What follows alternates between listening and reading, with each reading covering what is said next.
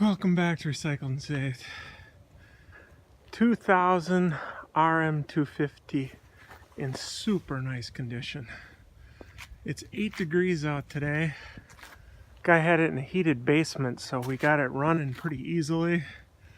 And I'm gonna start it up again now here. Really nice shape.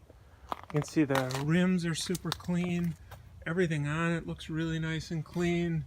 Only mods are some Pro Taper bars and Renthal sprockets, but really looks like a nice, clean, solid, unmolested bike.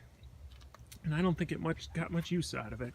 Those might be the original tires on the thing. Again, 2000 RM250. Let us know what you need. You can see, I mean, everything here is tighter than tight.